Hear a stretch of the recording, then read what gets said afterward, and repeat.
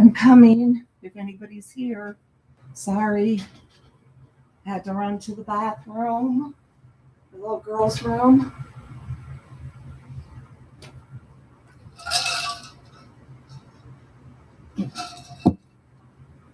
Be right there.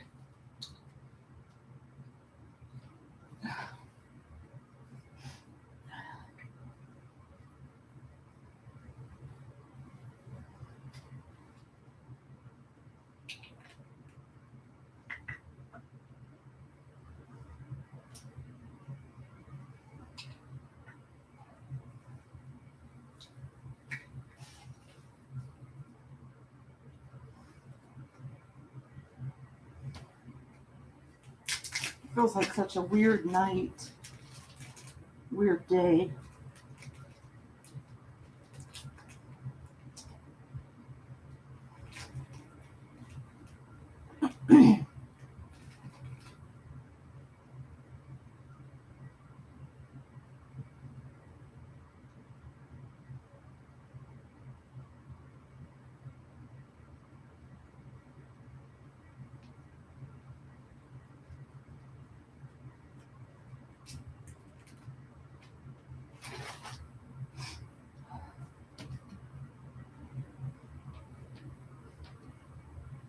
I don't know where I put it.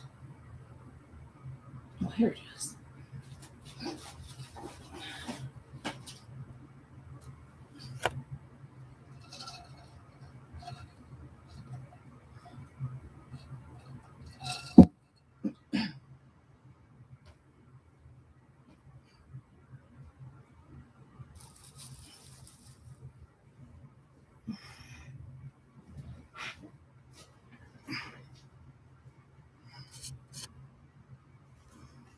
That looks like an actual set, doesn't it? Sort of, in a way.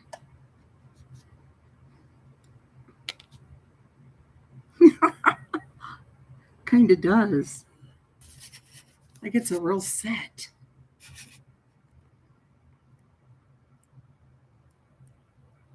Well, hello there. We meet again on this dark winter's eve, winter's night. I had to go change, put on a top, put a PJ top. Okay, move.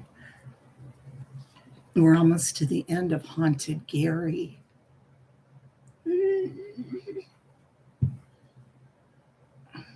Alicia Bezos here, my girl. Okay, Lisa H. My eye is still watering. I'm trying not to rub it. Mimi, help me, Rhonda. Irene F. Kevin Leonard.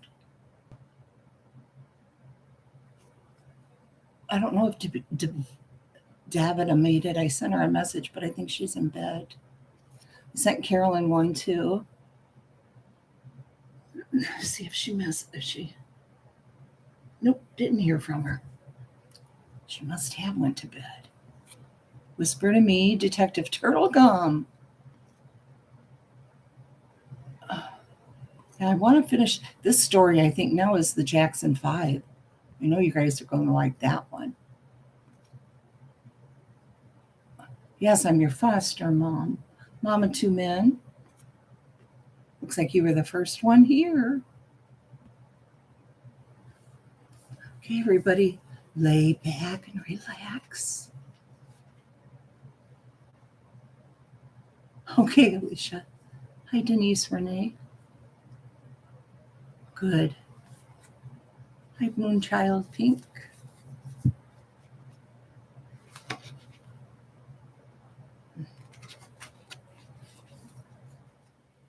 Hi, Sassy Darcy. Beep, beep. Ooh, you're brave, Irene. Here we go. Let me get it.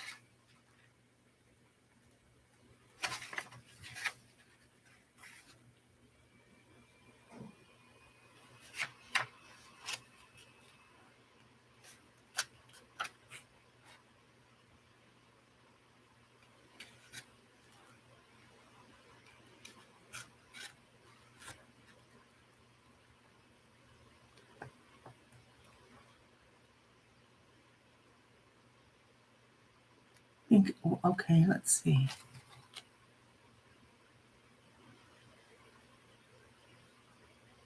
Okay, I read A Girl in the Road, The Ghost of Klein Avenue.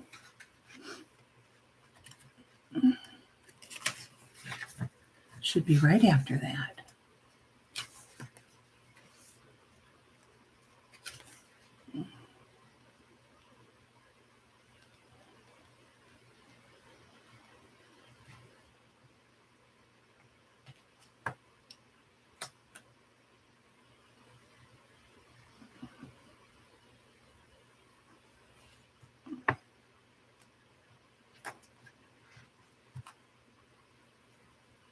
Okay, wait, guys. Before we get there, we didn't finish this.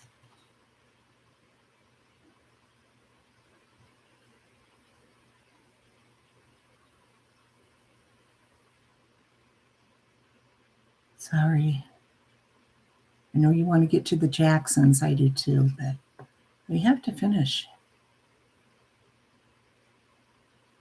Remember, because Carolyn went live, so I didn't finish it.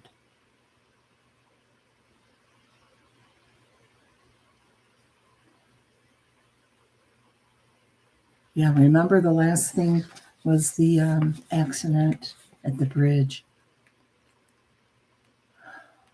where the man's head hardened in the concrete.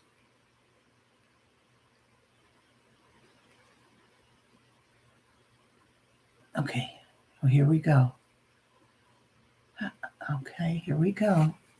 Don't be afraid. Denise Renee, don't be afraid. It's scary time, Alicia. Scary.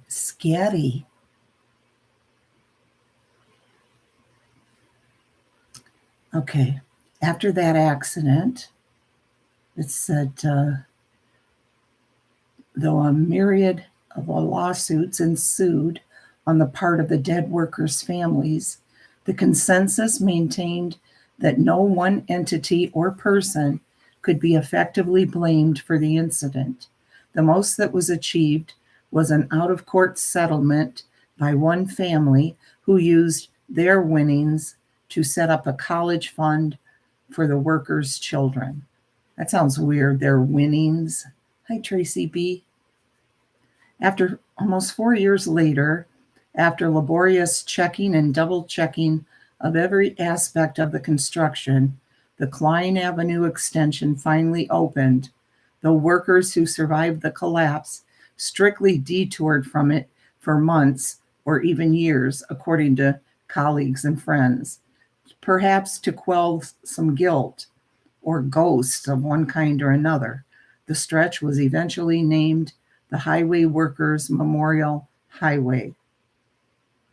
In yet another bizarre run of terror along Klein Avenue, throughout the summer of 2006, drivers along the eastern section of Klein Avenue went to police with reports that they had been shot at by a sniper, their windows and windshields pummeled with unidentified objects.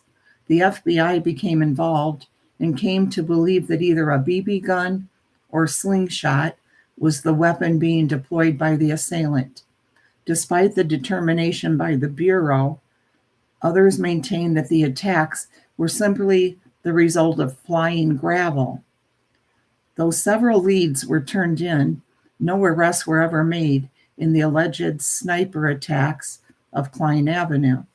In December 2009, INDOT closed the 3.5-mile bridge portion of Klein Avenue between Calumet and Michigan Avenue due to overall corrosion of most elements of the structure. Plans to build a toll bridge were scrapped in favor of a freeway crossing, but the total demolition of the original bridge did not come soon enough. In March 2015, a 64-year-old Munster man, Iftihar Hussein, drove himself and his wife onto the closed bridge ramp, which should have been blocked off by concrete barriers. The car plunged 37 feet and exploded below. Hussein's wife died of massive injuries from the ensuing fire. I remember that. Whether or not the Hussein incident was an attempted murder-suicide may never be truly known. Police reported that the driver seemed to be following his GPS instructions too closely, but seemingly would have had to drive around concrete barriers to have reached the fatal spot. Later, investigation discovered that the concrete barriers had been moved. Reportedly, there have been a smattering of suicides and suicide attempts at the closed bridge and other sites along Klein Avenue, including as recently as March 2014. At around 2 o'clock on a weekday afternoon, a Chicago man jumped from one of the Klein Avenue ramps onto Calumet Avenue in the Robertsdale neighborhood, sustaining massive head injuries and dying on the way to the hospital. Reflecting on the many deaths that have occurred on this treacherous road and the terror it thus strikes into the hearts of motorists, it should not be surprising that one of the deadliest aspects of Gary should also be known as the city's most haunted.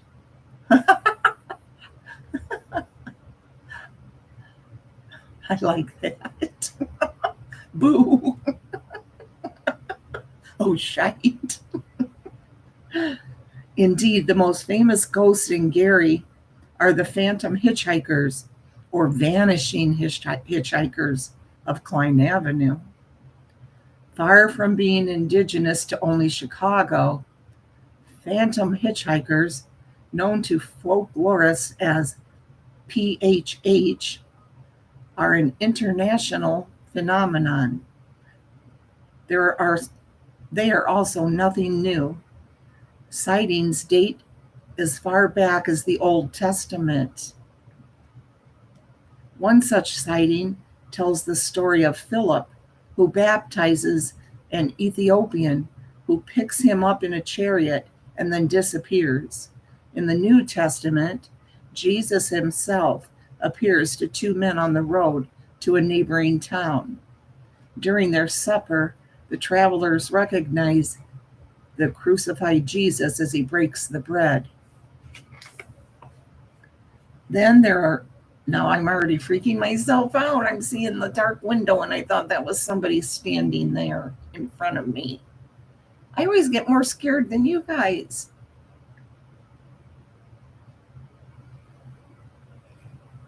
Okay.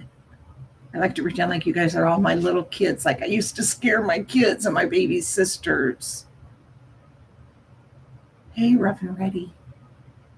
Just ask them. I used to take them out on the country roads down by my parents. Go out on the back country roads at night. And I'd start acting like something was wrong with the car. There were no street lights or anything, just gravel roads. And I'd get them so panicked, like, oh my gosh, oh my God. And then I'd stop the car. It'd be all dark. Shut everything. Oh gosh, guys, what are we going to do? I used to get so scared. Stop, Irene. It was funny. Gave them a lot of good memories, though. Yes, I tortured them. So what? Then there are ancient tales from India, Africa, China, South America, Alicia, and Britain. Did she, Lisa? See, she was my kind of woman. Stop it, Irene. Denise? Alicia? Often they involve a man traveling on horseback through the countryside who picks up a beautiful woman walking near the road. After mounting the back of the horse, and being carried to the next town, the woman simply vanishes before arrival. Did you ever hear of that, Alicia, in South America? Since the tsunami that devastated Thailand in 2004, stories have circulated of taxi drivers who continue to pick up the wandering dead. Ooh. Shorty in Peru.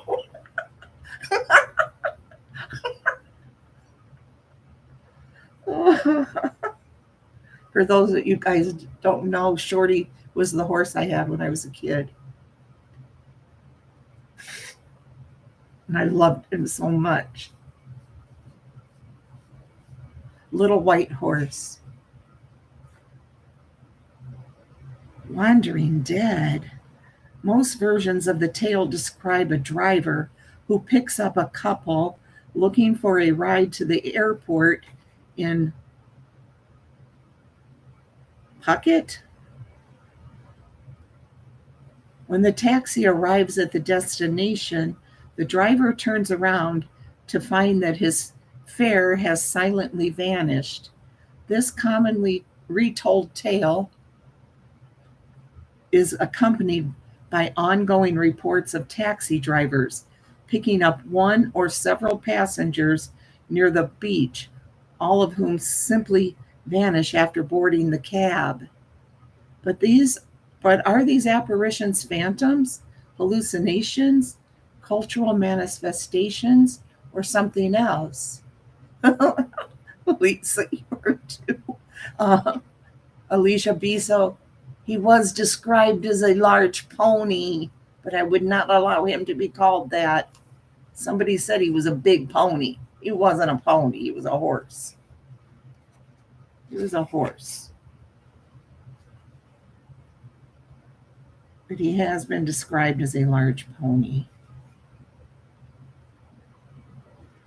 You always call me out on that because I know, you know somehow. The legend of the Vanishing Hitchhiker is a tale told widely, but with a particularly local feel. Though you'll find versions of it in all corners of the world, the story is generally connected to local histories or personalities as part of the folklore of a community or region. This important fact and the value of these stories gained much greater recognition with the publication of Jan Harold Ronvan's debut volume of urban legends, The Vanishing Hitchhiker, American Urban Legends and Their Meanings. Bonnie has that one, I think, and she's going to let me borrow it. It was only after this volume was released that a non-scholarly audience began to understand the value and meaning of urban legends on a wide scale, but doubts grew along with this new awareness. Folklorists, such as Brunvand, classify PHH encounters as urban legends. Folklorists specializing in urban legends do not believe that these encounters are real. According to Brunvand and others, PHH stories are merely cautionary tales meant to inspire fear in order to teach some kind of lesson. In this case, don't pick up hitchhikers. Yes, I'm going to get some more, Lisa. Yes. And like I said, Bonnie has a really cool book.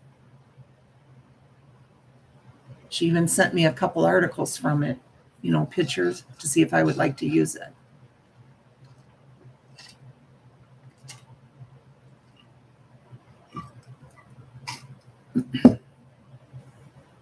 Yeah, cool. Or don't drive alone at night. Many health experts working in Thailand after the tsunami confidentially stated that survivors witnessing alleged phantoms were, in short, delusional. Thai psychologist and media commentator Wallop Payamanatham declared that survivors were participating in a mass hallucination.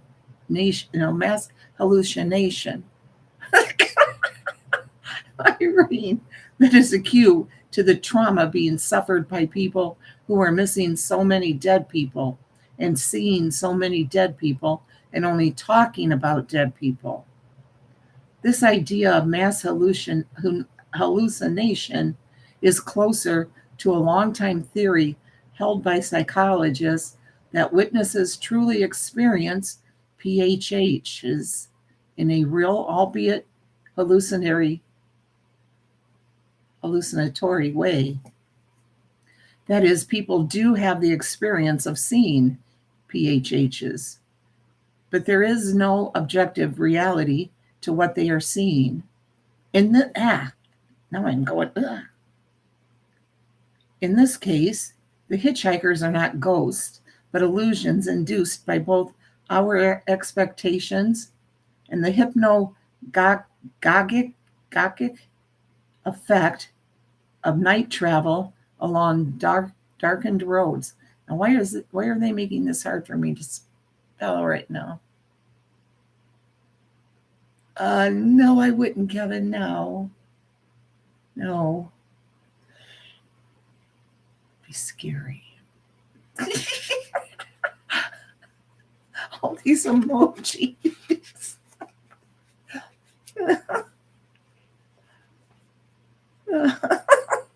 Wow, vampires, and how cool. Eat the bread over a microphone. Let's see. It's a hypnagogic effect of night travel along darkened roads, gently eased into the mildest of a hypnotic state by the relaxing effect of a quiet car and a darkened landscape. Drivers may find themselves both expressing and easing their disorientation by literally giving form to their fears of isolation by creating a traveling companion. Add to this the presence of a cemetery, and one begins to wonder if people are seeing ghosts simply because they expect to. This theory breaks down, however, when you consider the numerous accounts that have involved actual physical contact with the PHH.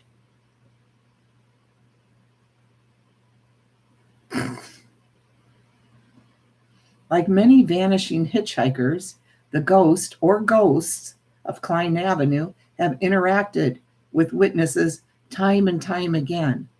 Astonishingly, researchers have come to believe that there are at least 2 and possibly 3 separate road ghosts of Klein Avenue.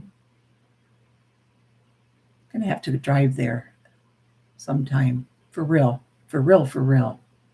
Klein Avenue, yes. For real. See what you guys think. Even more surprisingly, these womanly wraiths are part of a veritable epidemic of phantom hitchhikers in the Chicago, Northwest Indiana region. I never knew about this.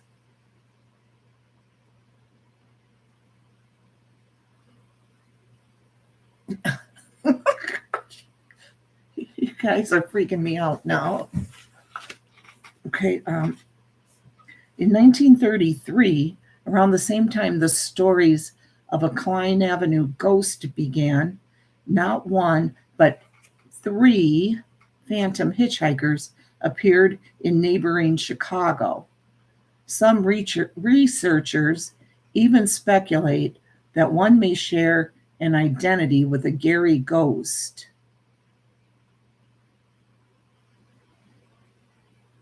Do you guys want me to drive there? It's not that far, really.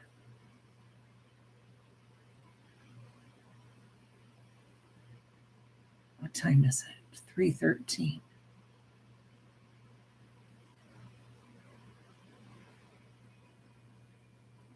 Do you guys really want me to, though? For real? Really, Lisa?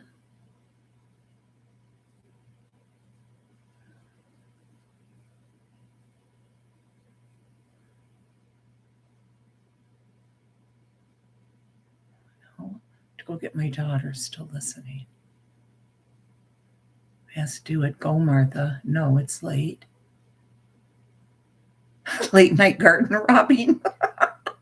That'll be coming up. Yes.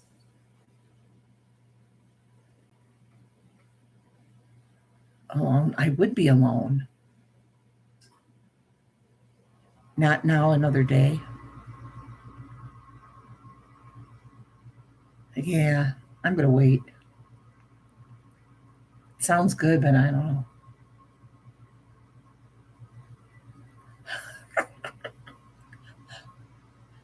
Yeah, I'd want Lexi with me, and she's sleeping.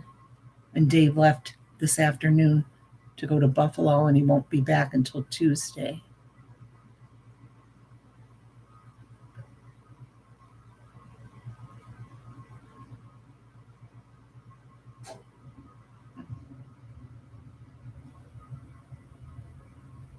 I'm sure it'd be safe. I mean,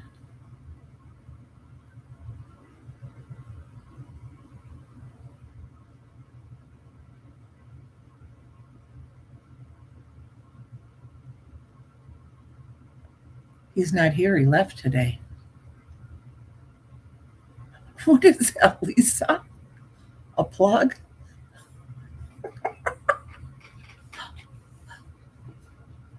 Okay, I won't.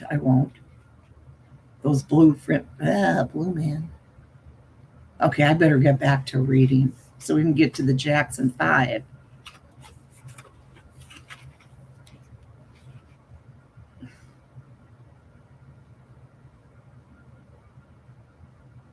Okay, let's see.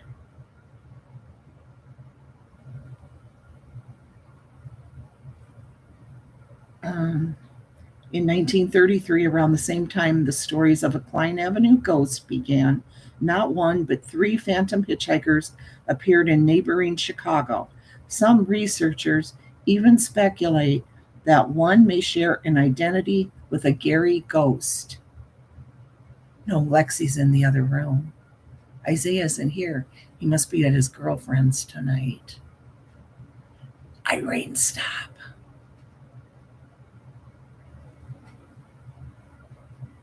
Girlfriend that we finally know her name is Clarissa, not Marissa. We thought it was Clarissa.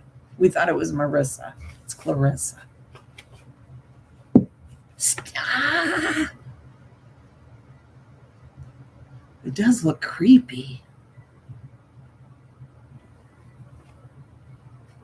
Across Archer Avenue from Chicago's Resurrection Cemetery is an old tavern called Chet's Melody Lounge. The owners have encouraged the telling of the local tale of Chicago's most famous vanishing hitchhiker, Resurrection Mary, for many generations. In fact, for years, the bartenders left a nightly Bloody Mary cocktail at the end of the bar for the elusive phantom, just in case she was thirsty. And a local favorite, the Ballad of Resurrection Mary, hi Josie West, of Resurrection Mary, was a long time offering on the bar's jukebox. The Ballad of Resurrection Mary, never heard of that. Chet's enjoys a unique place in the Resurrection Mary story because numerous witnesses have come into the bar claiming to have struck her on the road outside. Here we go. Here we go with my coffee. I've heard of Bloody Mary. I haven't heard of Resurrection Mary. Let me grab my water. It's just right here, guys. Look at the professional set. Kind of professional right here, isn't it? I'll put my glasses right there.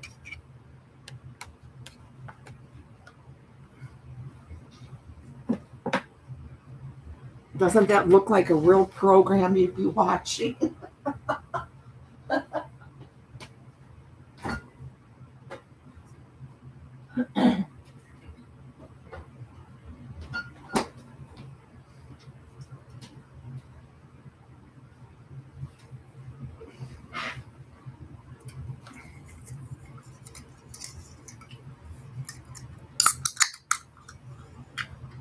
If I could somehow take a thumbnail of that and put it up for Scary Story Night.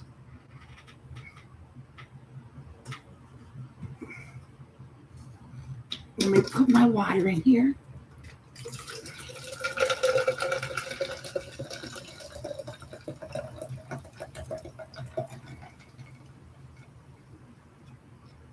This is what it's like when you have a granny reading to you.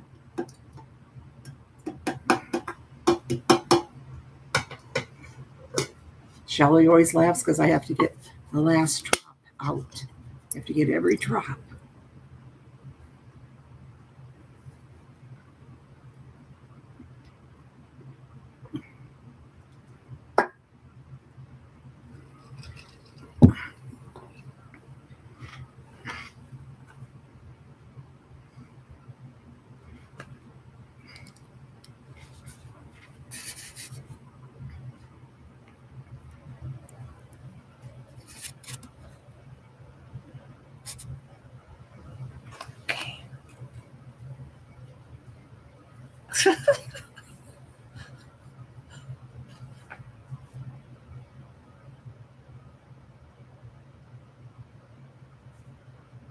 Oh, I have it upside down now, too.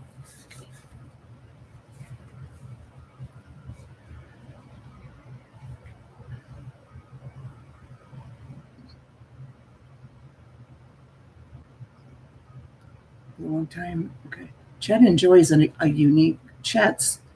enjoys a unique place in the Resurrection Mary story because numerous witnesses have come into the bar claiming to have struck her on the road outside.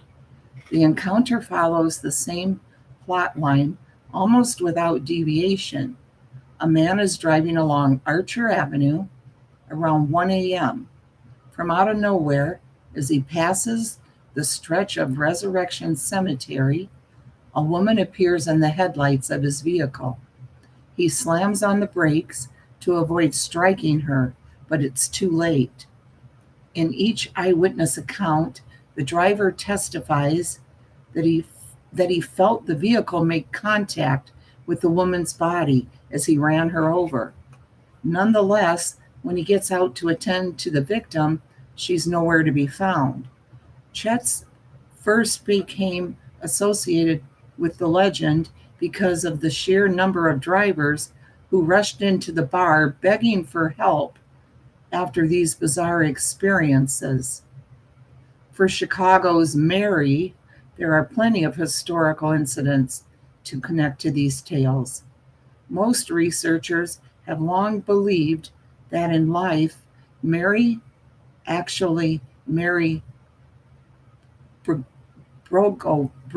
Bregovi, a Polish Czech factory worker who lived in the back of the yards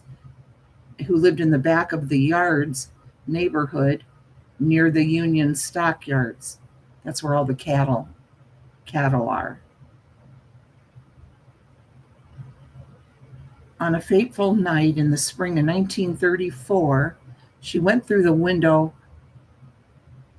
of her escort's car on the way home from a night of dancing when the vehicle struck a support beam on the elevated rail tracks on Lake Street in Chicago's Loop.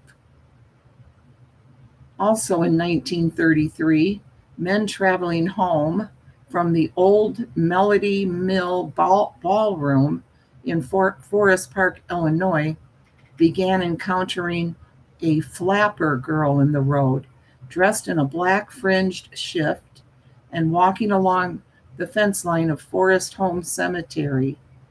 After the men attempted to give the girl a ride home, she would habitually leap from the car as it was moving, running right through the cemetery fence near the mausoleum. In another series of encounters from 1933, travelers journeying to Chicago for the Century of Progress exposition were going to police with strange reports of their travels. According to their tales, they picked up a woman along the road who was also going to the fair. Almost immediately, they were sorry they had offered her a ride, for as soon as she was in the car, the woman had begun to make prognostications about the end of the world and about the manner of death awaiting her fellow passengers. Before they could eject her from the car, however, she would do them a favor of simply vanishing into thin air. Ooh, Kevin.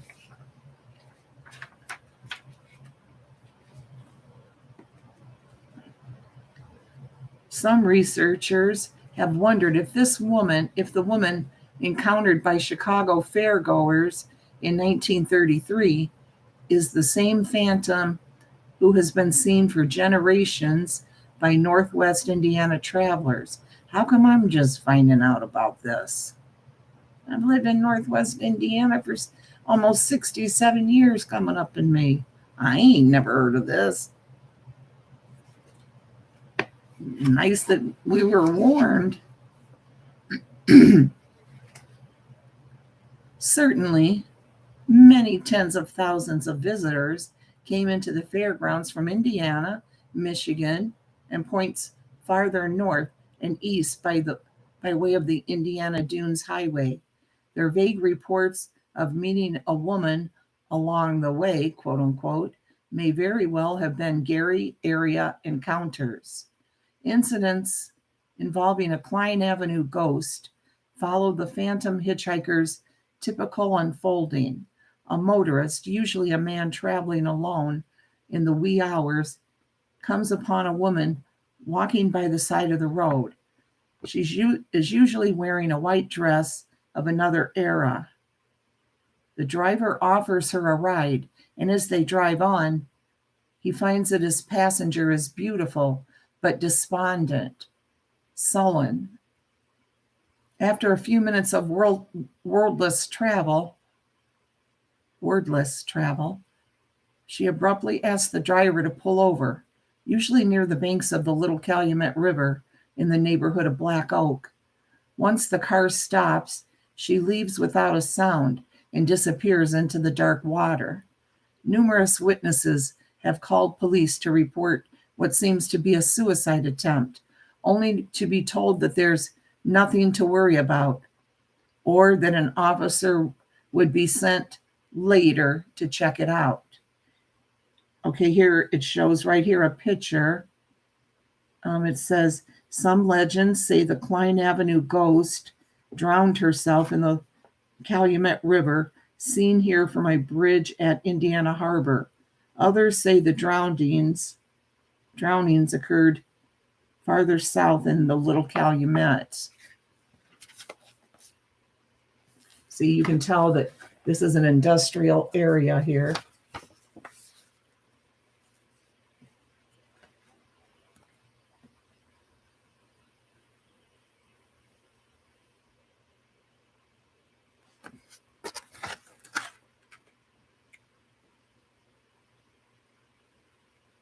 I think I'd freak out driving over right in there, this industrial area.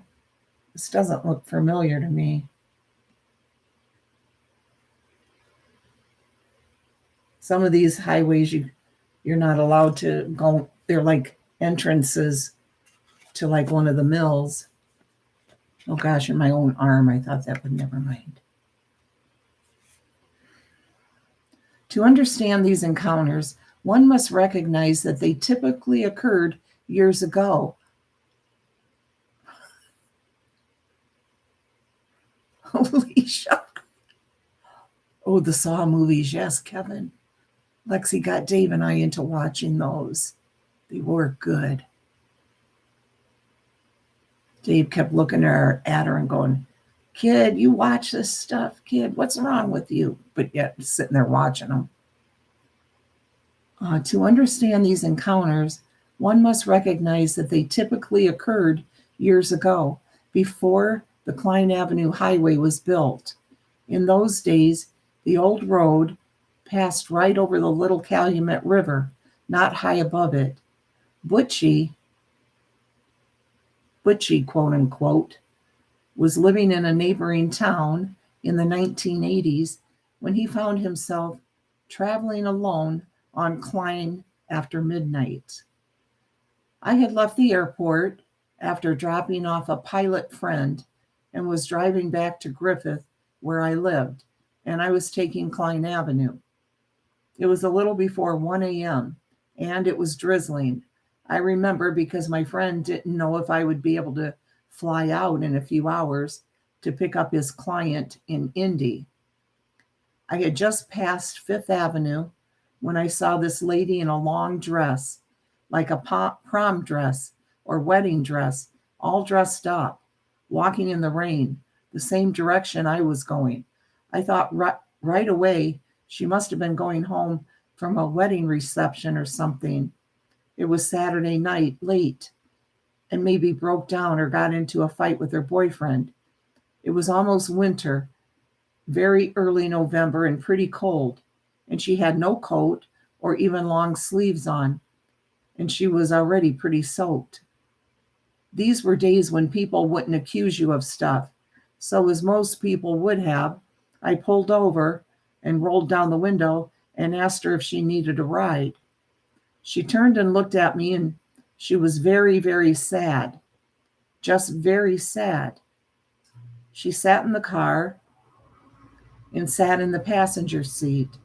As I pulled away, I let her sit for a few seconds, then asked where she lived or if she was going somewhere else. She didn't look at me. She said, "Just drive."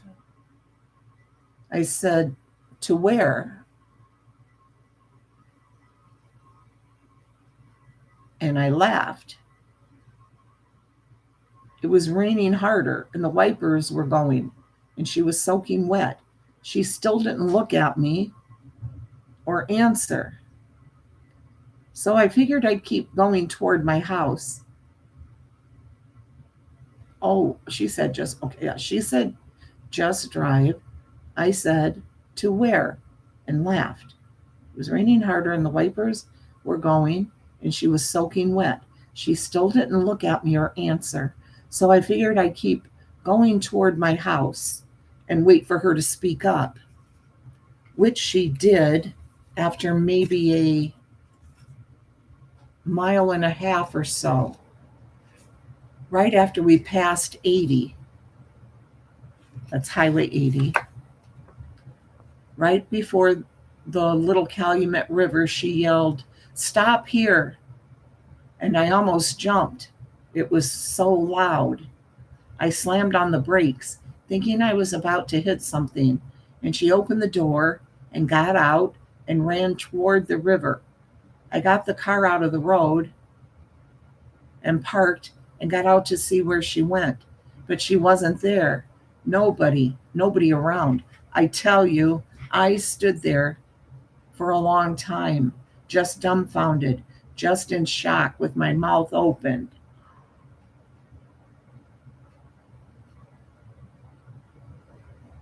When I went back to the car, even crazier was that vinyl car seat where she was sitting, soaking wet, was dry as a bone.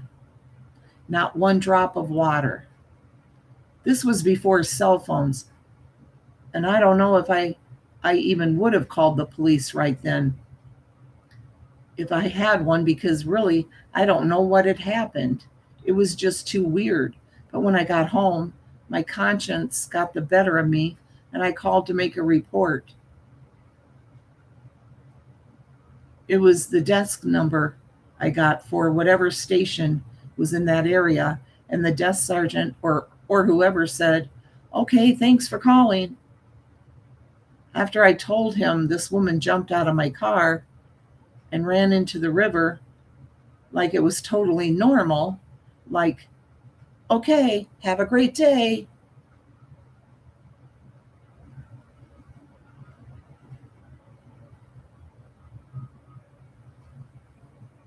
Ooh, Rough and Ready, I wish you hadn't mentioned those. I used to always see those here, always in this house, right here in the hall, right by the thermostat. For real. When I first moved in here with Dave, the kids and I.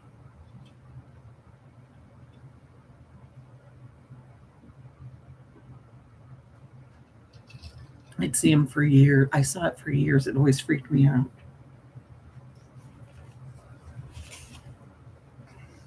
And Shelley started screaming one night. Yeah, David Ray. Shelley, my sister, came over to play a game. She'd come over every night for months because she just used to live down the road from me. She'd come here at night, and I'd sit here, she'd sit there, and we'd play, what was that? She loved to play Yahtzee. So she'd bring the Yahtzee over. We'd sit here and play. Well, one night she came walking in. She went, saw the hall, and she's like, Debbie. It's like, I just saw a little girl right there, a little blonde-headed girl. And I mean, she was terrified. She's like, I swear to you, I'm not making this up. I don't know. This house, it's not super old, nothing like an old haunted house. I mean, it was built in 1975, I think. And Dave is the only one that's ever lived here, besides his wife and his two kids. But his two kids were really little when they moved out. Young, very young. It's not that bad. But Dave said that there was an old house here on this property. He said it was a white house. He said when he first moved here, he remembers seeing the footing in that for the house here.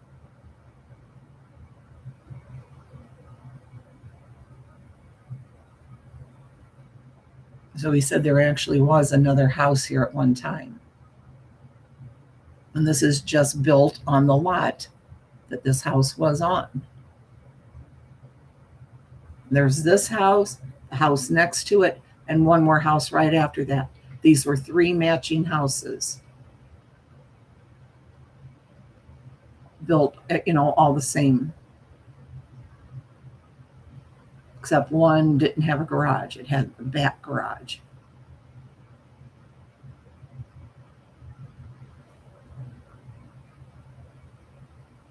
So Dave has always said he's wondered if something could have, happened in that old house there.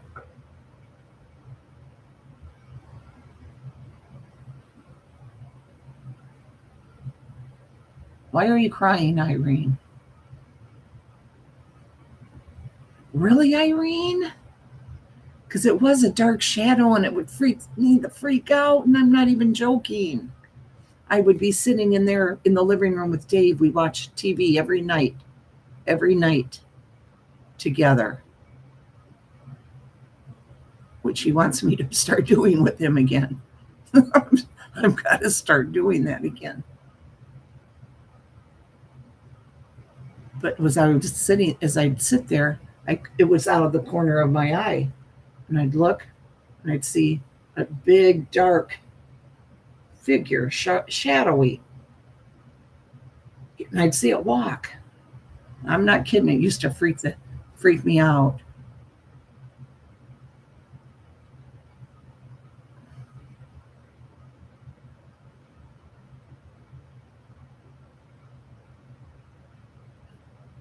Okay, let's get back to this.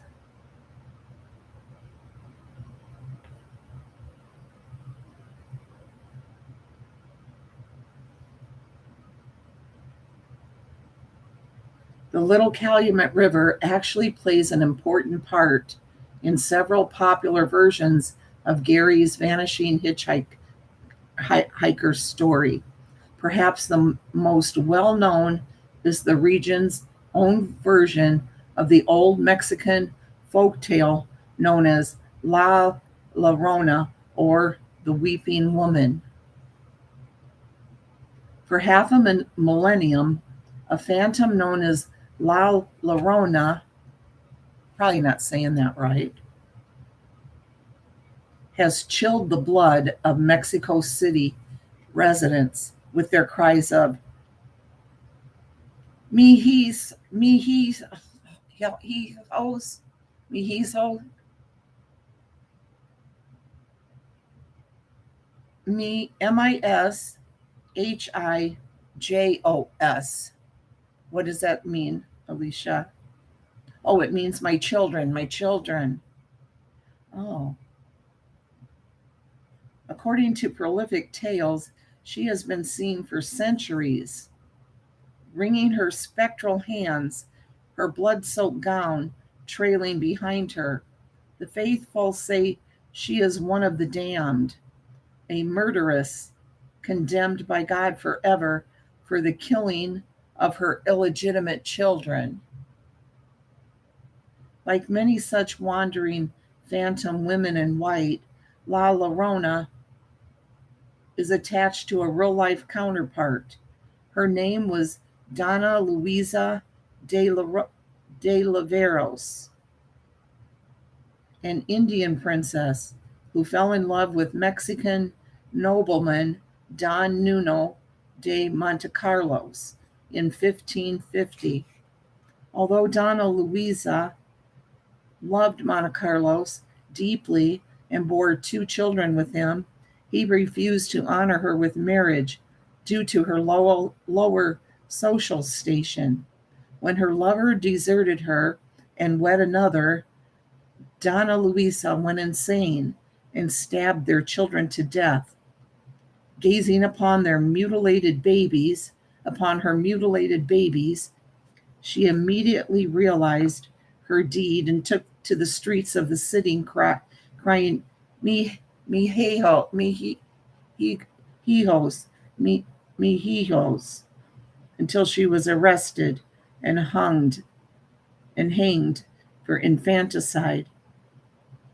According to many Mexican American accounts, the Klein Avenue ghost was a young Mexican immigrant woman who worked in a factory in the largely, yes, just like that, I don't know, in the largely Mexican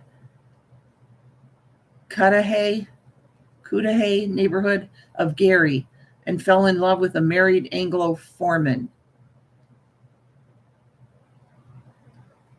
When she became pregnant with his child, she begged her lover to leave his wife so they could marry and raise the child, but he denied even having a relationship with the girl, ending their affair and publicly abandoning her. Desolate, she drowned the baby in the Little Calumet River before stepping in front of a bus and dying herself.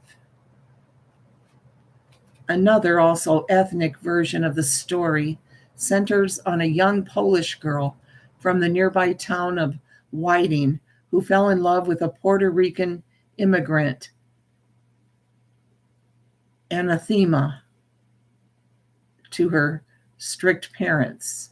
The couple eloped and settled in the Cudahy neighborhood of Gary, where her husband found work in the steel mills.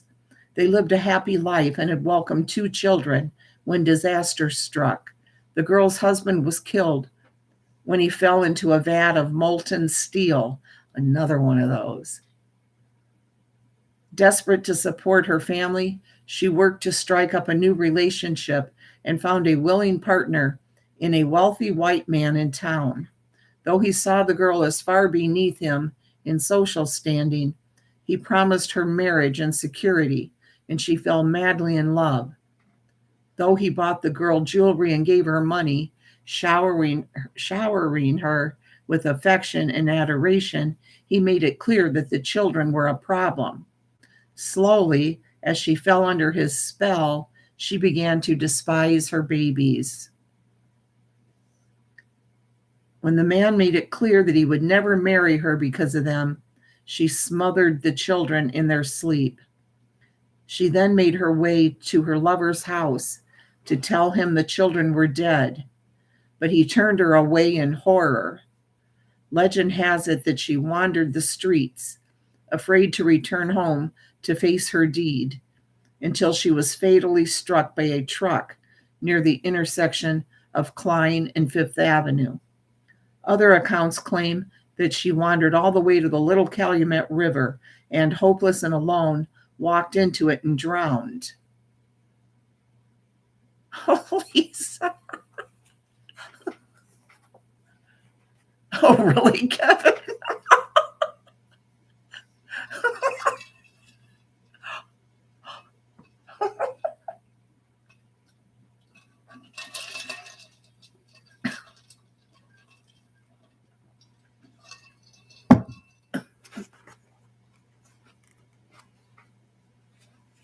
Yet another version of the story concerns a young woman from Griffith who was in love with a local boy. Their parents shunned the relationship as the couple was very young. The two would meet on the banks of the Little Calumet River, discussing their plans for the future and trying to think of a way to make their parents understand their feelings. But despite their bond, the families wouldn't budge. Desperate to wed her love, the girl implored a local priest to marry them, and he finally agreed. On the day of the wedding, the girl told her parents she was going to school, but instead went to pick up her wedding dress from the dressmaker's shop. Leaving her street clothes behind, she left the shop in the dress and hailed a cab to the church. Upon arrival, she was informed that her fiancé had been killed in a car accident on the way to the wedding. The girl sat and wept for hours in the rectory parlor, where the priest and housekeeper tried to comfort her and soothe her nerves. Finally, the priest convinced her to go home to her parents, where they had who had been informed of her plans and were waiting at home. And he called a cab to take her there. Once in the cab, the girl said she had to go fetch her clothes from the dressmakers and directed the cab to Klein Avenue into Gary. As they approached the river, she cried, "Stop here," and dashed from the cab, running across the road and disappearing into the water. Though the driver, stupefied, radioed for help, police were too late to save her. Drivers along Klein to this day, especially cab drivers, still report a young teenager in a wedding dress at the side of the road near the banks of the Little Calumet. Folklorists have long said there is no truth to this Gary tale, that the story is simply a folk tale that migrated to Indiana from Mexico, carried by the immigrants who settled here. But there have been, in fact, numerous suicides and drownings in the Little Calumet River, which is often the tragic endpoint of the Gary stories, including one incident reported by the Hammond Times on April 16th, 1918, in which in which 25-year-old Anna Valentovich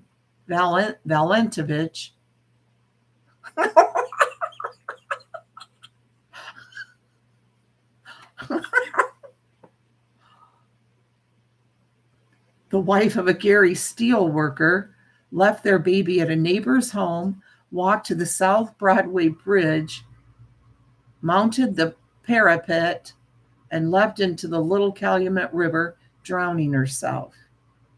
It is interesting that many of these encounters end at the Little Calumet River, which has, in fact, a much older haunted history. In the early 1800s, those making their way to and from Chicago, following Lake Michigan's shoreline, generally took the route across the beaches. In the wintertime, this path was fairly easy to traverse due to the frozen sands, but in the temperate months, it was slow going, especially for those traveling by coach. Drivers were often forced to reroute to the south, generally through the Bailey homestead, to find firmer ground, which forced the building of bridges across encountered waterways, notably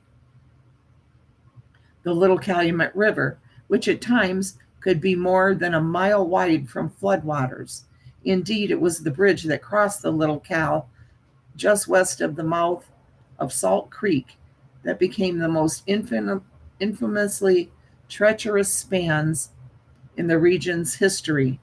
The bridge, built by Lake and Porter counties in 1836, consisted of a series of poles stretching about 1,000 feet across the river. All but the most devil-may-care dismounted their coaches and wagons to cross it, and even those on horseback overwhelmingly walked their steeds across this treacherous span. Despite the precautions, countless numbers perished attempting to cross the Little Calumet. Those who crossed safely continued through Liverpool, Munster, and through Blue Island to Chicago. Despite the temptation to dismiss the complex paranormal phenomenon of the Phantom Hitchhiker as simply a hallucination or a jumble of various renditions of some ancient ghost story, first-hand reports of eyewitnesses continue to hold up under scrutiny.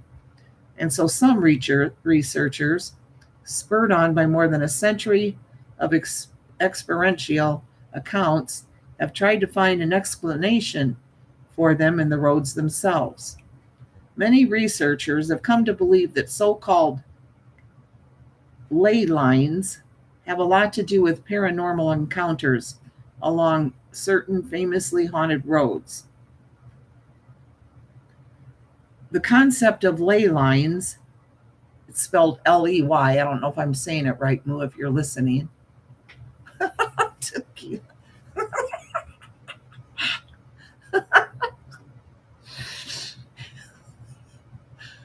These emojis are great.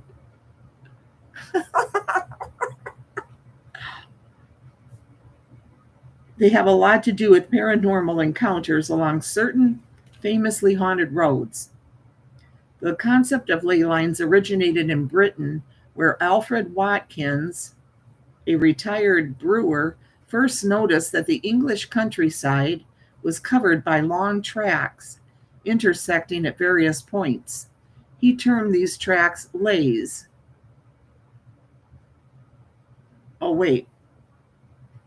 Maybe it's Lee, Lea,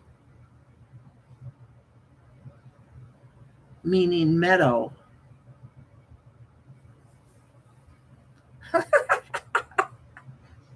Martha steals tomatoes. Watkins' 1925 book on ley lines, The Old Straight Track, drew quite a following upon its release and created a breed of researchers called ley hunters, who began to locate and map these leys. Upon further inquiry, Watkins found that residents commonly reported paranormal activity along these roads, apparitional sightings, disembodied voices, mysterious lights, and at the points of their intersection, nodal points, poltergeist activity. Observation of these nodal points led some researchers to believe that such crossroads were, in fact, ancient sacred sites, and that extraordinary events were occurring there and along the lines themselves. Guy Underwood, a dowser, claimed that these nodal points were actually the sites of underground springs, which seemed to create spiral-shaped patterns of some kind of force around them. He also found straight lines of this same force, which he termed holy lines, passing through these sites. Occult investigator Stephen Jenkins speculated the poltergeist activity and other haunting phenomenon may actually take its energy from nodal points. Like-minded observers have wondered if ancient cultures harbored an awareness of these energies and used them as sacred paths and sites for their ritual activities. But are there ley lines in America? In Chicago, after the Great Fire of 1871, the city was redesigned along the much-copied grid system, which organized the metropolis on a grid of 90-degree east, west, and north-south thoroughfares. A few diagonal streets from the old city were retained for ease of travel. These were all built on old Native American trails, and today they are all known as haunted: Milwaukee, Lincoln, Grand, and Archer. And in another example, in the mid-19th century, one of the most ambitious engineering projects in American's history, played itself out over an ancient Native American trail, the building of the Illinois and Michigan Canal. Poorly funded from the start, the project resulted in countless deaths of the Irish American workers who built the waterway literally along the route of the old Indian Highway and over it, Archer Avenue, named for Colonel William Archer, head of the canal project. Starvation, thirst, disease, and infighting, all are part of the deadly legacy of the project, as are the ghosts that traipse the canal's storied street. Is Klein Avenue built over an ancient Indian trail, perhaps? Beyond the question of the road itself, researchers also point to another reality common to most road ghosts: the presence of an ancient culture tainted by modern encroachment. PHH expert Sean Tudor noted a marked increase in sightings on the Phantom of Blue Bell Hill during times of environmental upheaval, especially during the construction of roads and highways. Gary researchers, too, are mindful of the fact that the development of the highway system in northwest Indiana and the epidemic arrest that always tags along certainly seems to coincide with the extraordinary ebbs and tides of the region's epic supernatural history, including the heightened unrest of the ghost of Klein Avenue. Now we're on to Michael Jackson, Haunting of the Jacksons. Let me get my gum. And take another drink.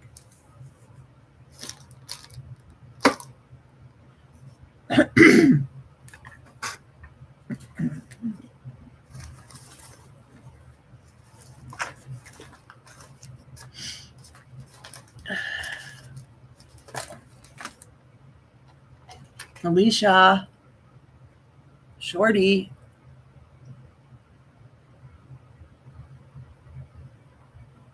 from Rebecca. Shorty was white, but still.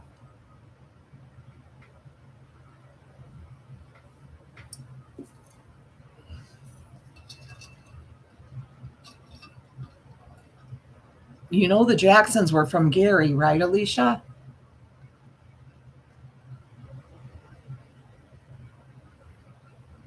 Really, Kevin? He did?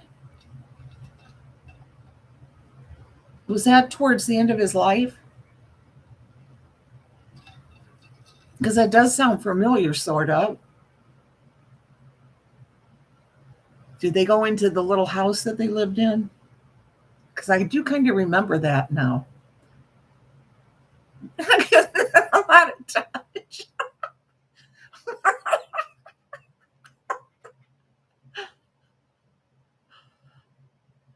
On YouTube, really?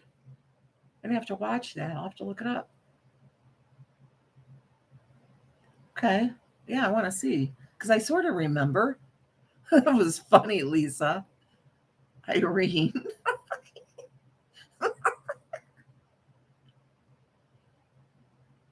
Gary is in Indiana, and it's just down the road that way.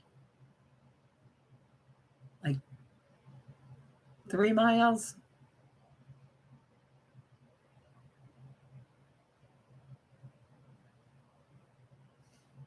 Okay.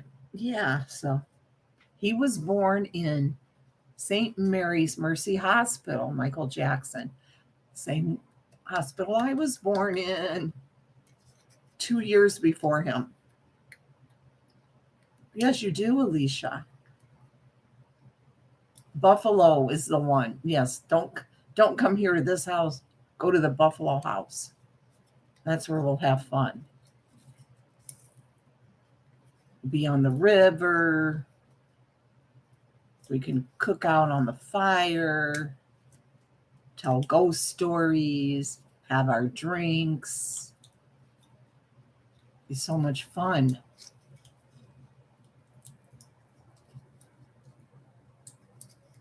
I'd love to have you meet Rena, but we never hang out anymore.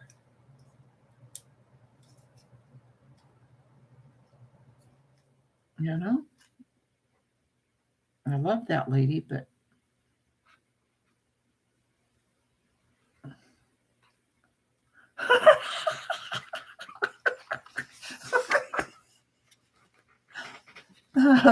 why? Not that I know of. My shadow. Huh? My shadow. I don't have a shadow right now.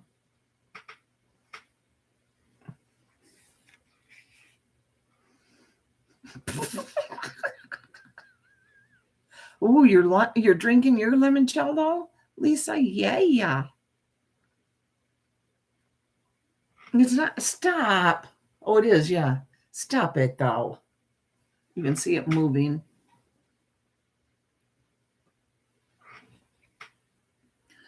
Okay, chapter 10, and I believe this is the last chapter. Yes, it is. It's called Never Can Say Goodbye. Stop it, Lisa. That gave me chills. No, it isn't. No, stop. Stop.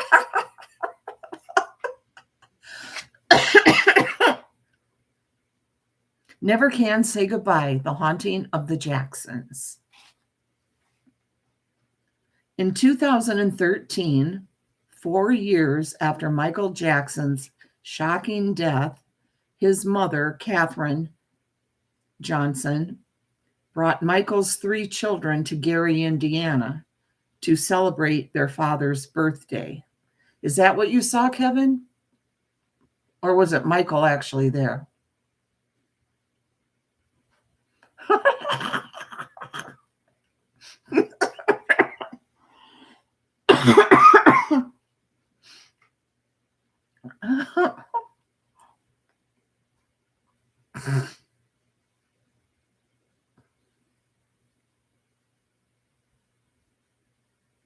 Let's see what Kevin says. And then I'll read.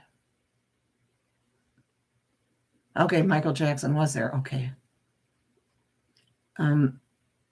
He would have been 54 years old.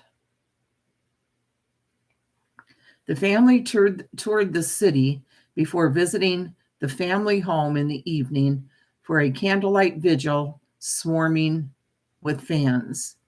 The Reverend Jesse Jackson said, "It all began right here on this corner. As part of the festivities, the mayor's office gave the children I Heart Gary t-shirts.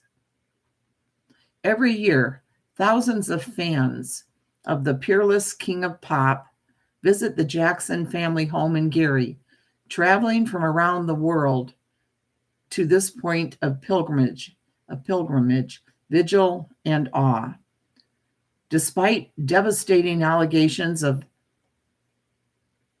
P, child P, abuse and neglect of his own children, questions of gender confusion, family fighting, bankruptcy, and betrayal, nothing can blacken the idealized image of the man the world still seeks, at least for the most part, not only as an extraordinary performer, but also as a pure heart, a good soul, and a lover, not a fighter." Michael Jackson was born on August 29th, 1958, at Gary's now abandoned St. Mary's Mercy Hospital. As an adult, he recalled his childhood as isolated and complained about the verbal and physical abuse of his father, the infamous Joe Jackson. Alternately, he credited his father's drive and discipline for much of his and his siblings' success. Michael's reports that his father often criticized the largeness of his nose may have led many to blame Joe Jackson for Michael's longtime abuse of plastic surgery. But it was Michael who shone for his father more than any of his other sons from the start. The world saw it too, right away.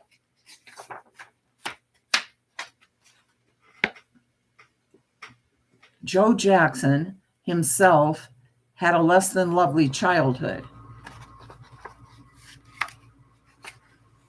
Born in 1928 in rural Arkansas, Jackson was raised by his father, a school teacher, but joined his mother in East Chicago, Indiana, adjacent to Gary, at the age of 18. Jackson's dream was to become a professional boxer, but just 3 years after the move, he fell in love with Catherine Screws, a 19-year-old beauty who changed all his plans. Like so many young men in the area, Joe gave up his childhood dreams to build a life, taking a job as an overhead crane operator with Inland Steel. My grandpa worked at Inland Steel. Joe himself would have some involvement in music. As a young head of household, he performed with a group called the Falcons. Like his boxing career, however, the dream of musical stardom fizzled. Indeed, many have charged Joe Jackson, for better or worse, with projecting his hopes onto his children. Catherine Screws Jackson was also a non-native of the Gary area. She was born in rural Alabama, the child of Prince Albert Screws, for whom Michael's son is named, and Martha Maddie Upshaw. As a child, Catherine Jackson contracted the polio virus. I didn't know that. And was left with a limp throughout her life. Her family moved her to East Chicago, Indiana, where she met Joe Jackson and married, then moved to Gary. Most do not know that Catherine was a devout Jehovah's Witness and raised her children in the faith, which, among its strict doctrines, eschews the celebration of birthdays and holidays. Like her husband, Catherine was a gifted musician with dreams of becoming a performer in a country and western band. With motherhood, she gave up her fantasies to support her home. working part-time at the local Sears store. Oh, wow, we loved going to that Sears. She might have been working there when I was there, as a little kid myself, right? Maybe even some of the kids were with her. I might have rubbed elbows with them. They might come in shopping. So that'd be my claim to fame. I brushed into him, into one of the Jacksons, probably in Sears.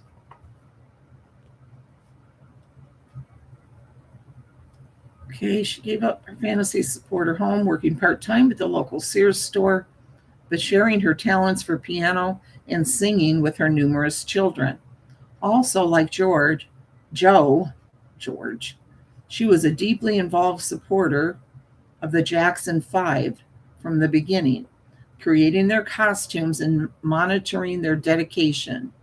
Joe and Catherine felt blessed to fill their tiny bungalow in Gary with 9 children, very close in age.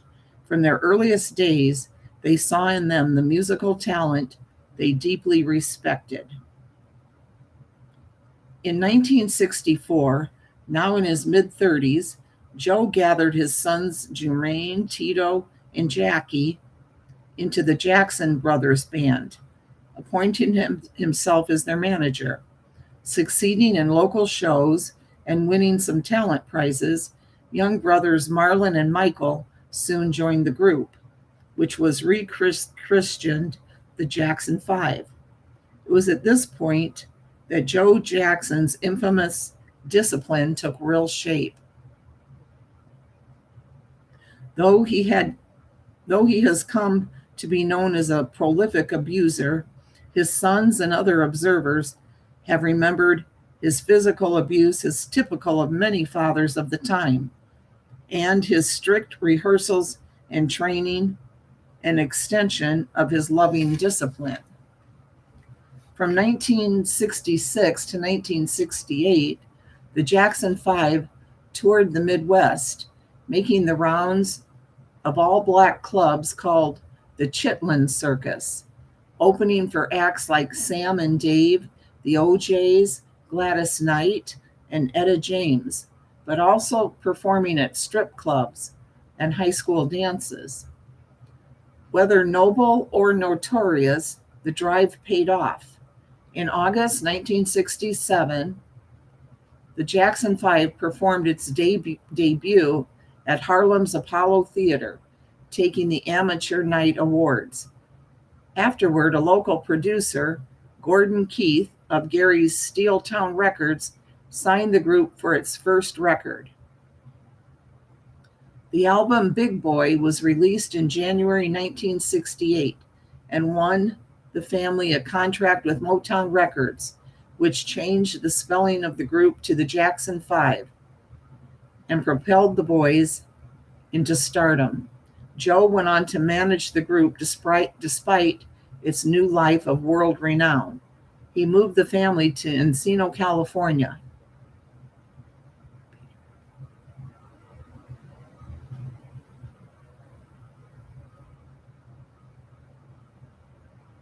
First time ever for MJ Jackson fans channel. Oh, okay. Yeah, Joe is the father. Yes.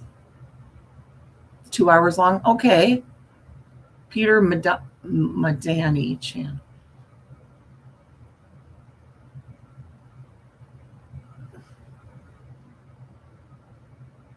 Hi, Barbara Blue.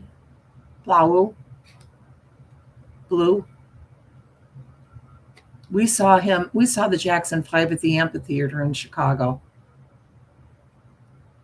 probably in 1969, 68, 69. We were just amazed. Michael was the one that you couldn't quit staring at because he was just this young boy, like 12. And boy, that kid could sing and dance, and it was so darn cute. I was embarrassed because I was like 2 years older, Me and my cousin, we were like 2 years older than him. We were kind of embarrassed to think he was cute. We would say the older boys in the band were cute, but it was really Michael. I felt weird though. Isn't that strange? I was like 14.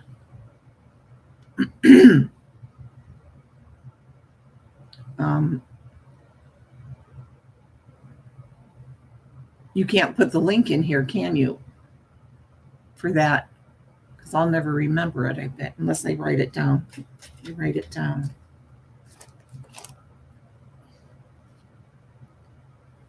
My Danny.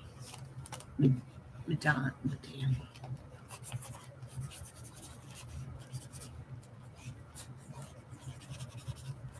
Peter Madani. Thank you, Kevin.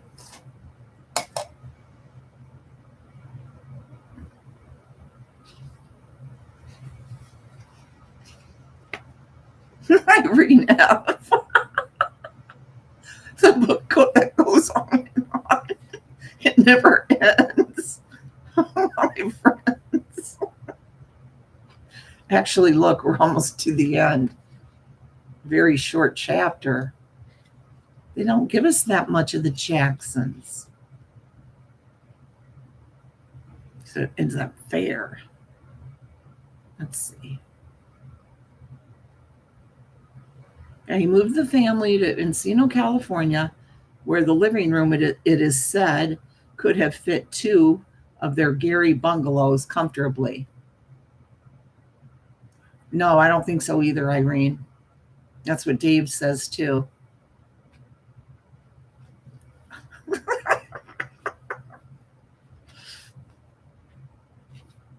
It was the little one who made them all stars. Hailed as a prodigy, and he was too.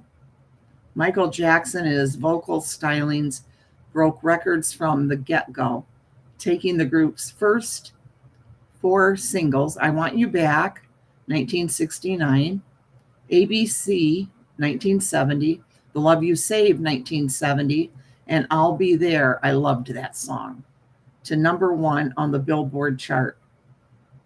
Michael became a teen idol almost overnight. The city that Michael and his family left behind on the Lake Michigan shore has continued to tend strong ties to its favorite son, despite largely unspoken disappointments. The communal hope that Michael would one day return to somehow fix the broken city of his birth remained throughout Jackson's lifetime. With his premature death came to what could be called a mercy killing of those dreams. And that is true. I remember people around here, well, in Gary anyway, I would read, in the papers, how they had one project after another, hoping Michael was going to come. Then they'd start talking bad about him, that he forgot where he came from, and this is what made him famous. And at the time, I kind of thought he should do that too. Yes, that Ben, yes, that was so cute. It wouldn't have hurt him to come help, Let's see. But in recent years, projects continue to surface, which some interpret as Michael's posthumous efforts to rescue the city his success left behind. Michael played a concert at West Side High School in 1971, 2 years after his first commercial success, but returned to Gary only once more in 2003. That must be what you're talking about, Kevin. Plans had been announced for a Michael Jackson Performing Arts Center. During his commentary, in which he pledged to make the dream a reality, Michael said, "Gary, you are family." The center was never built.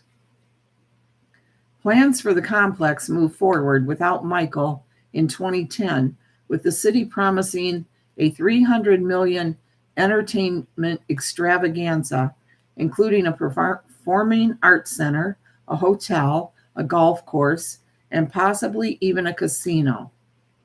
Well, Natasha would have been up here a lot, probably. The Jackson, I shouldn't have said that. The Jackson family was also slated to be moved to the complex as part of a museum.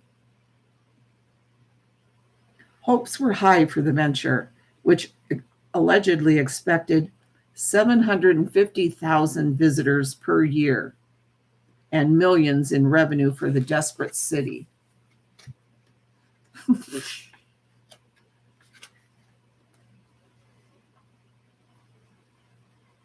Literally hours after the announcement, Howard Weitzman, attorney for the Jackson estate, publicly announced that Jackson's image and name could not be used by the Gary Project without permission.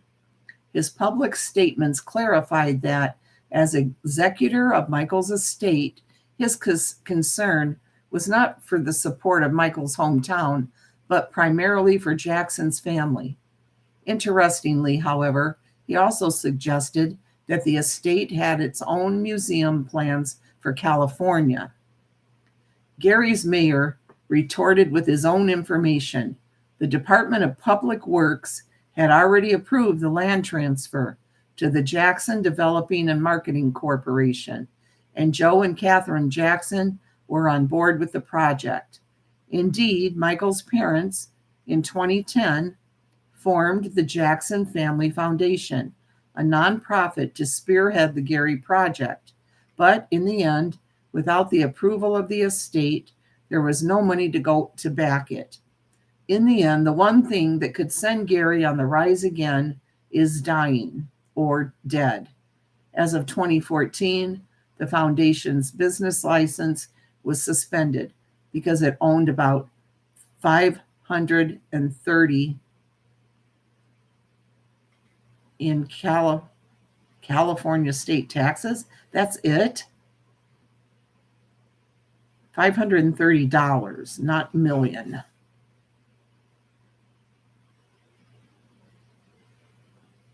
Well, that sucks. Nothing ever works out for Gary. I'm telling you, they always have huge plans. They've had them over the years. All these different things were going to be built. Nothing ever. There's a Gary Convention Center, though. I don't know if much really goes on there anymore. Hiya, Heart Made Wise.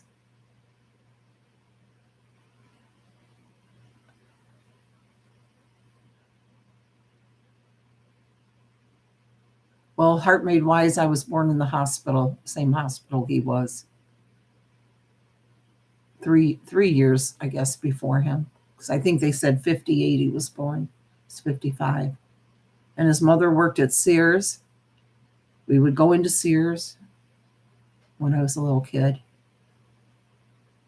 They could have been in there shopping. I could have been right in there by Michael.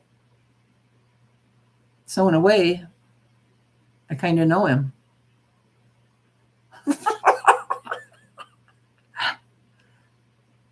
You know, could have brushed against him in the toy aisle or the candy aisle or something. You never know. He could have looked at me and said, "Do you like this candy? Is this good?" I could have said, yeah, pretty good there, kid. Well, I am from China, but I'm getting myself mixed up there, aren't I? But they took me to the hospital there, okay? And I was adopted from there, from that same hospital. I am 100% Chinese. I don't know why you guys think that's so funny.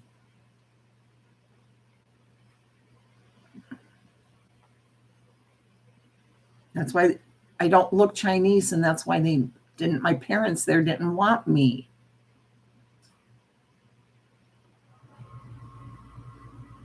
Right, Kevin.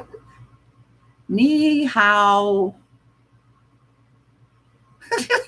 Please, Alicia, you're not.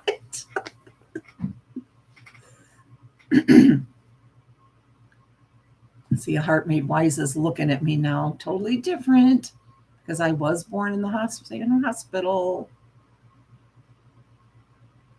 I've been to his house, a Heart Made Wise.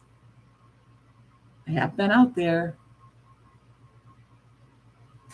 No, he wasn't let to be a kid. That's what Dave says. It's like he never got to be a child, and that's probably why he, stayed so childish when he grew up, when he could do what he wanted. That's why he was a kid, probably. For real, I will take you guys over there sometime if you want. It shouldn't be that dangerous. Maybe you did pass him at Sears. I loved him as a little girl. It was so funny when he sang that song for the movie Free Willy in the 90s. All the little girls loved him. Oh, well, I saw him in concert at the Chicago Amphitheater. He was about 11 or 12. Him and the whole group. And I did have a crush on him. I felt weird because I was older than him. A couple years older or whatever. I did feel weird, but he was so darn cute and so talented.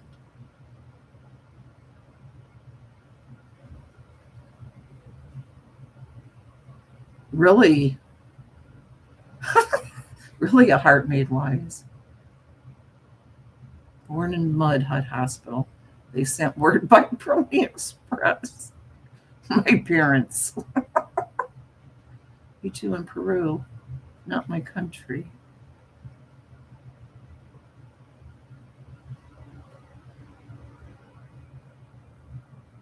No, I mean, you can see why my Chinese parents didn't want me. Look. They thought that, I was bad luck and stuff. People were scared of me. I didn't look, Chinese. So they thought, in those days, they thought maybe I was a devil or something. Yes, I bet they did, a Heart Made Wise. Well, let's get back to this. It's almost over.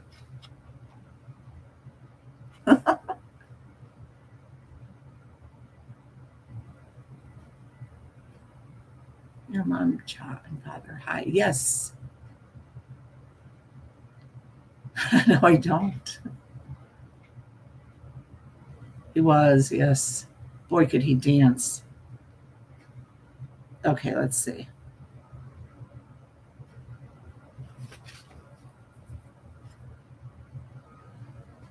Stories of the paranormal have surrounded Michael Jackson and his family since the King of Pop's death in June 2009.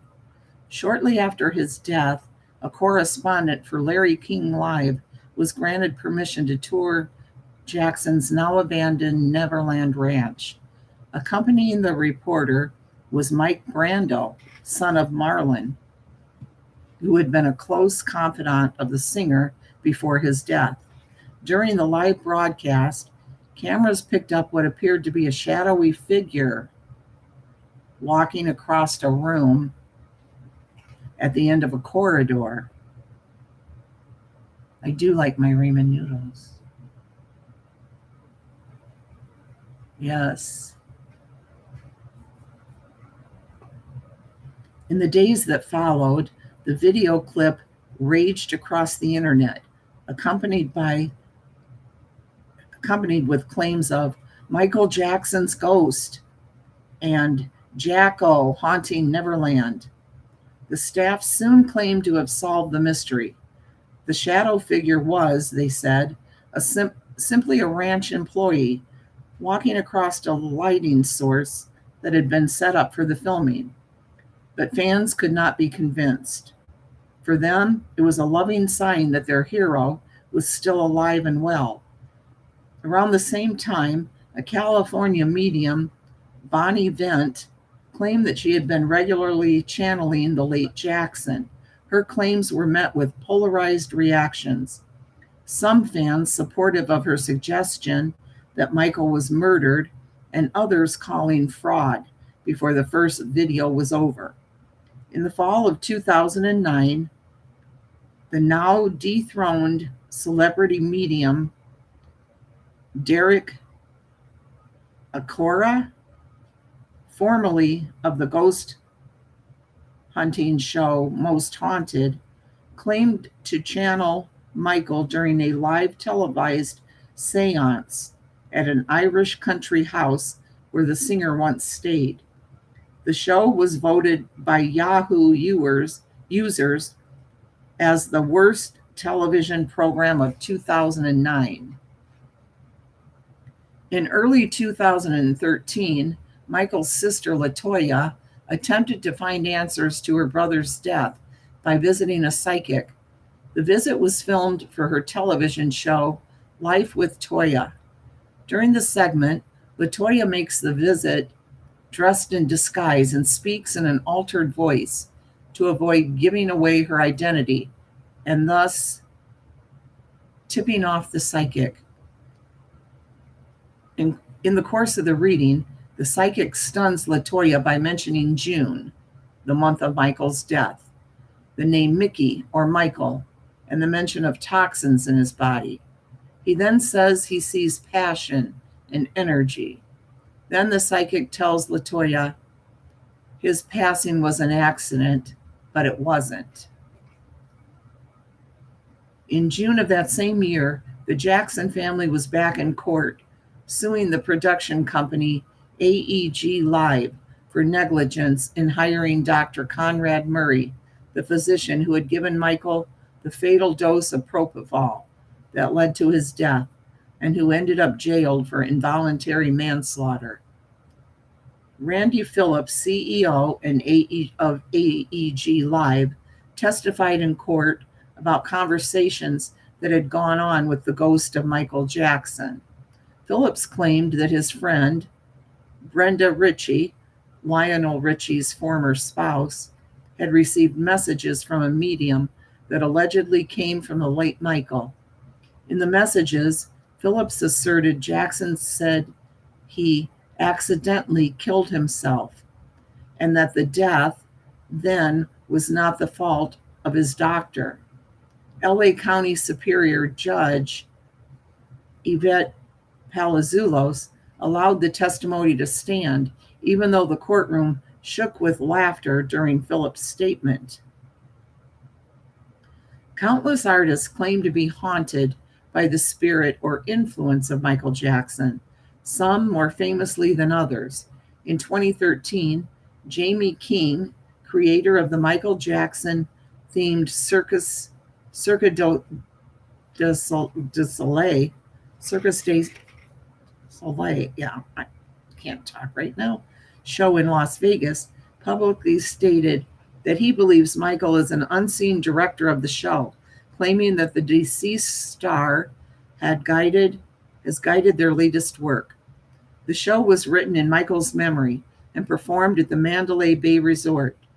King has said he felt Jackson's presence in rehearsals, absolutely, though no specific manifestations have been reported. In May 2014, a photograph of Michael Jackson impersonator taken by a British teen went viral on the internet.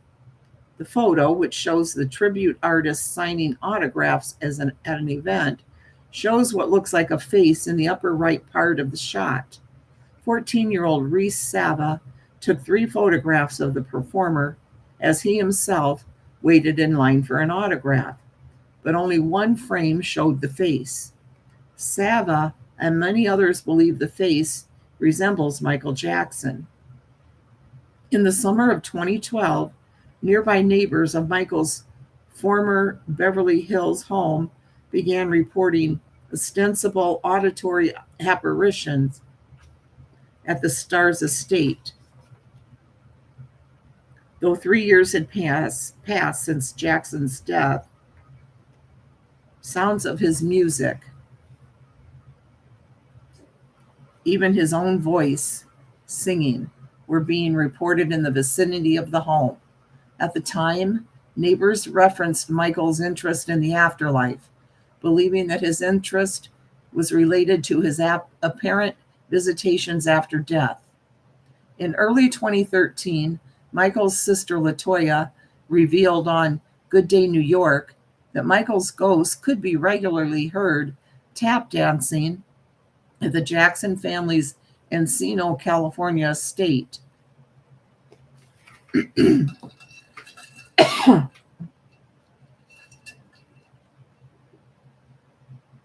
Where Catherine Jackson and Michael's children, Paris, Prince, and Blanket, have lived since their father's death, and which was the first home the family lived in after signing with Motown. The tap dancing was reported coming from Michael's childhood room, where, according to his sister, he had also practiced tap dancing for 2 hours each Sunday. The room is also the site where the family dog would bark at the door for extended periods of time. Along with the tap dancing, which Latoya claimed was also heard by security guards, she also claimed to feel a thick presence at times. But what about where it all started? Is Michael Jackson still connected, even in death, to the town where he was born and the home in which he first became a star? Visitors to the monument at the Jackson family home in Gary have reported hearing music at the site, and more than one visitor has claimed to have been touched on the arm or shoulder. The strong smell of flowers has also been reported at the site, even when no fans have left bouquets, a common practice. Paranormal investigators have longed to investigate the house, but it does not appear that any have been successful in gaining permission to do so. When I attempted to record for EVP at the property in front of the fence near the memorial, my recorder kept shutting itself off. However, during one of the recordings, I was able to make a male child's voice cried, "See me?" before the tape recorder once again went dead.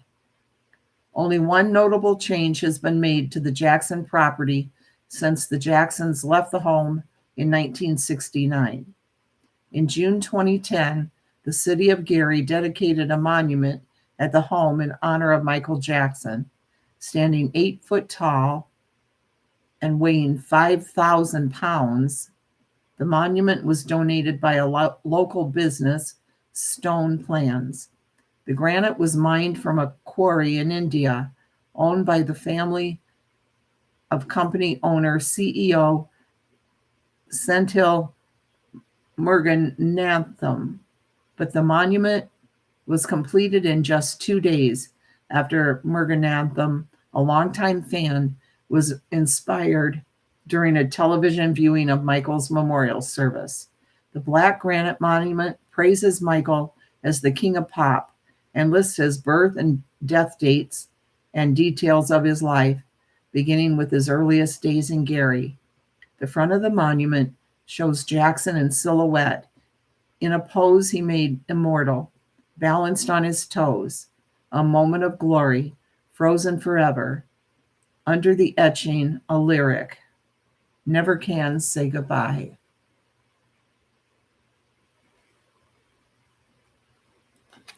Here's the picture of just a small picture of his house. Yes, Kevin. Yes. She really got a bum rap, didn't she? Her death was overshadowed. Can you make out how tiny that house is? And they have this huge wrought iron fence all around the little house. And there is the monument. I've seen that.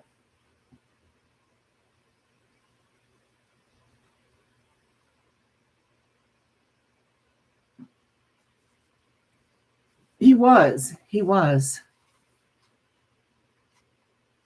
the king of pop. He was wonderful. Very, very talented. There's only one person like that that comes along, in a generation. Sometimes not even every generation, right? Very small, Kevin. very small. I'll have to get the exact directions unless Shelley goes with me. Shelley knows where it is. She's the one that took me over there once because I didn't know where it was.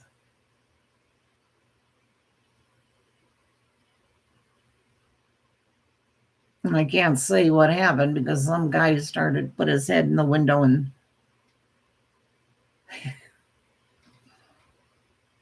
said something to me. It was totally off base. Freaked me out. I was in good shape then. And Shelley laughs so hard when she thinks about it because she said, my face, she said, the look on my face, I was totally shocked.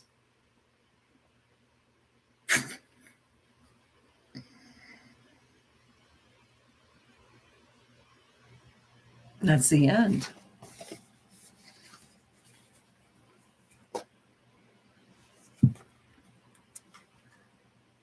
Yeah, that is the end. I'm going to look on my phone, see what it says the directions are. Not that I'm going to go there now.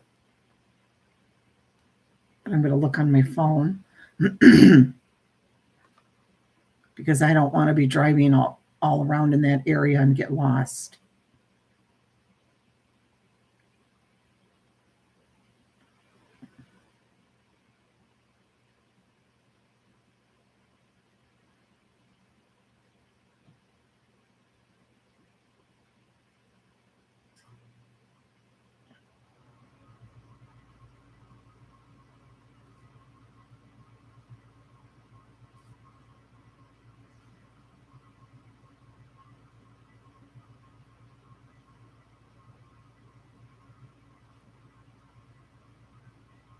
Okay, it's 2300 Jackson Street.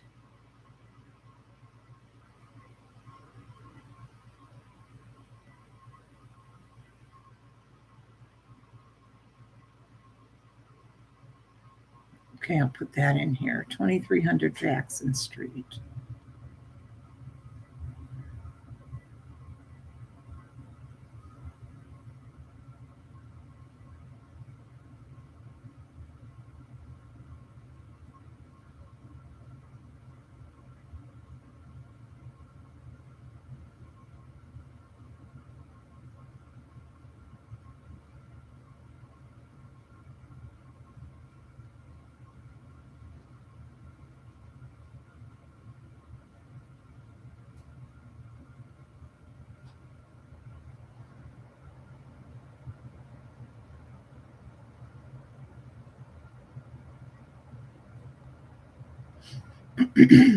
Sorry, just a second.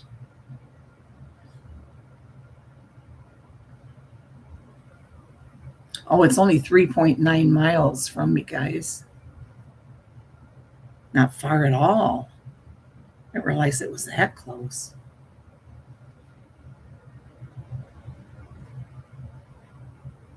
Said it would take me 10 minutes to get there. See, we don't go out that way.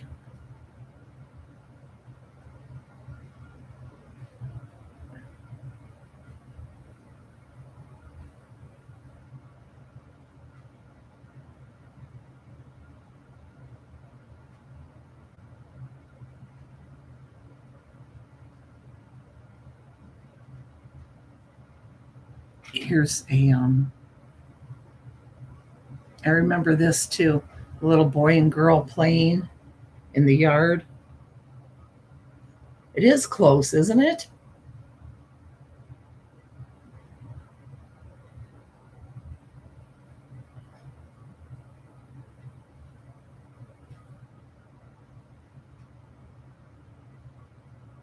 One of his uncles lives there, or he did.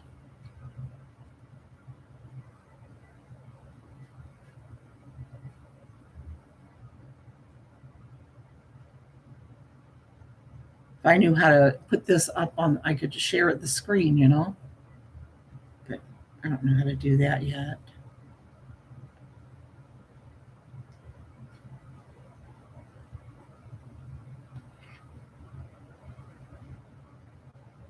Like Carolyn does. Here,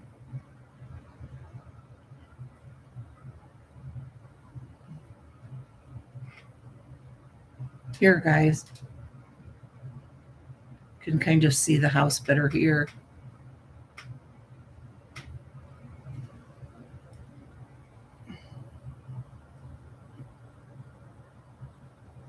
They do keep it up real nice.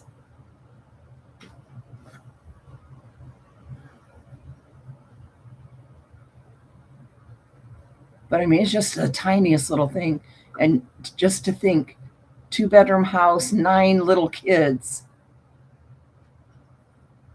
9 young kids living in that house.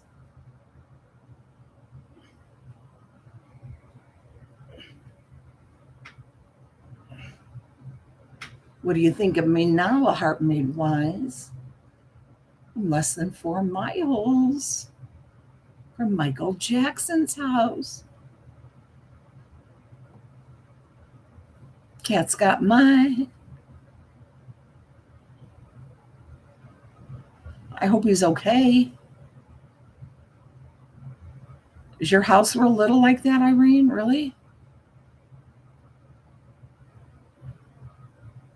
Yeah, he beat him like crazy, didn't he?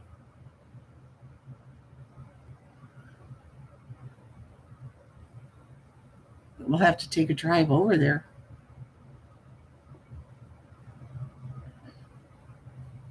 But, like if you guys were here, I wake up while I read most of this book.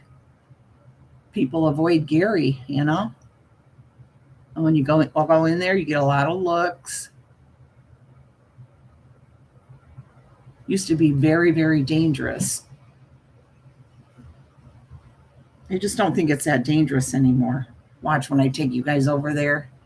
I'm going to end up getting carjacked, thrown out of the car. I'm just doing this for my YouTube channel. No, it'll be good. I know young girls, there have been articles in the paper, young girls from like England walking around Gary trying to find Michael Jackson's house. Other girls that didn't even speak English walking around on the streets there trying to, find his house. No, it's not.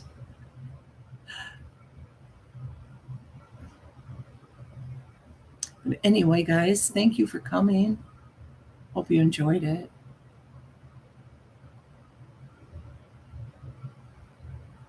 Do you? Cat's got mine. That is cool.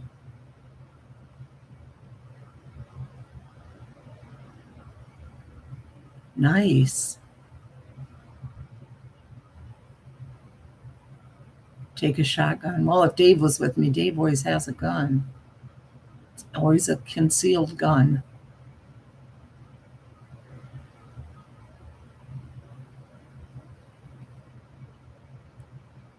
I enjoy you here too, and at Carolyn's, Nicole. You're welcome, Whisper to Me. Thank you guys for coming to listen. I'm going to go to bed. Bye. Okay, wake up. I hope you enjoy. If you do, decide to. Okay.